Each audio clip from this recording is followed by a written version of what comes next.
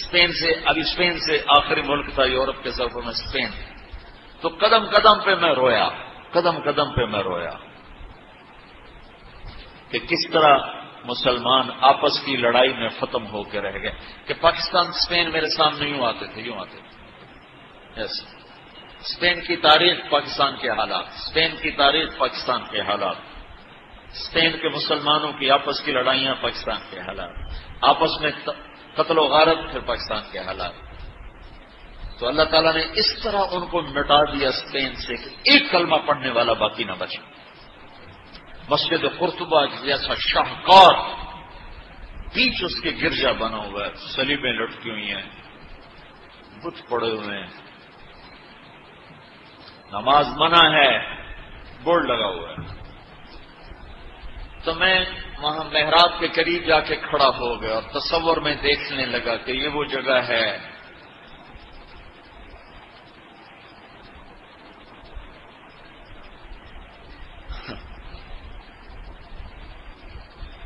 تاریخ سے سبق نہ لینا بھی بڑا اندھیر پر.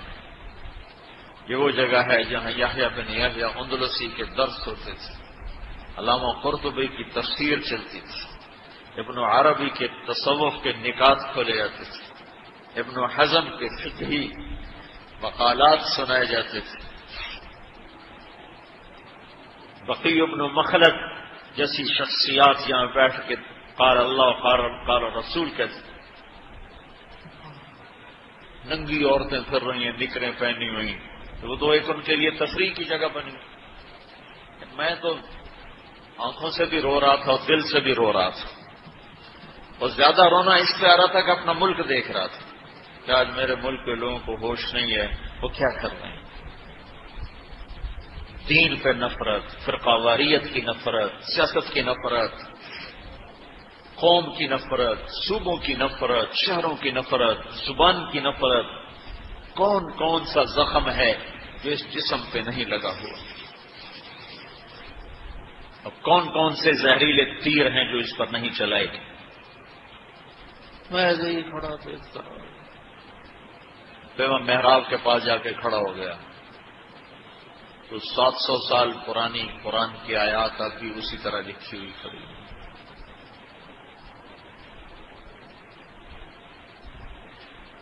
تو میں نے کہا یا اللہ میں یہ نماز تو کوئی نہیں ہوگی، کسی کے نزدیک بھی ایسی نماز نہیں ہے، پر تو جانتا ہے کہ میں چاہتا ہوں میں اس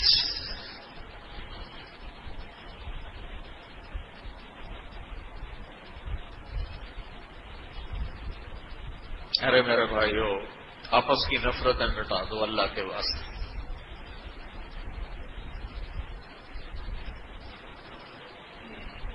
اپنی جان کے دشمن نہ بنو، معاف کرنا سیکھو، درگزر کرنا سیکھو، فرقہ واریت کی باتیں کرنا چھوڑو، تقریریں سننا چھوڑو.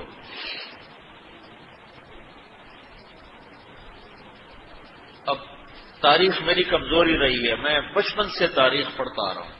یہ تبلیغ میں لگنے سے پہلے ذوق تھا تاریخ پڑھنا. جب تبلیغ میں لگے تو مدرسے میں آ گئے تو اور پڑھنے کا لگ گیا. پھر کچھ اللہ تعالیٰ نے یاد اچھی دے دی تو جو چیز پڑھی وہ یاد رہے گی، وہ سارا تسلسل. اور میں تو ایسے بس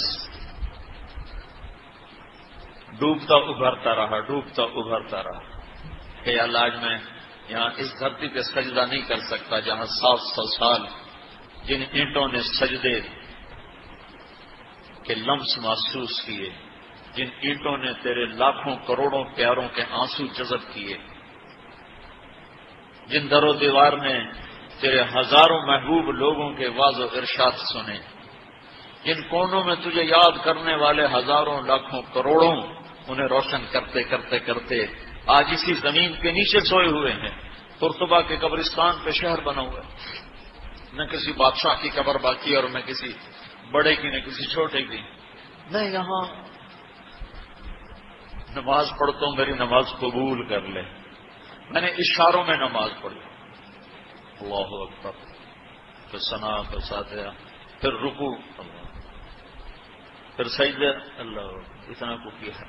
رکوع سجدہ اتنا کر کے تاکہ کسی کو چونکہ جو داڑھی والا اندر آتا نا تو اس کے پیچھے سیکورٹی لگ جاتی کہ کہیں کسی کونے میں چھپ کے نماز نہ پڑھ لے، تو ایک سیکورٹی والا ہمارے پیچھے پیچھے کر رہا تھا۔ چلے گا اللہ میں بھی ان میں ہو جاؤں جنہوں نے اس مسجد میں نماز پڑھی تھی۔ اور میرا پاکستان اس دور سے گزر رہا ہے، نہ عوام کو ہوش ہے نہ خواص کو ہوش ہے کہ کیا ہو رہا ہے۔ شاید اللہ تعالیٰ کسی کی فریاد پر آنکھیں کھول دے کسی کی۔ تو بھائیو محبت سیکھو، محبت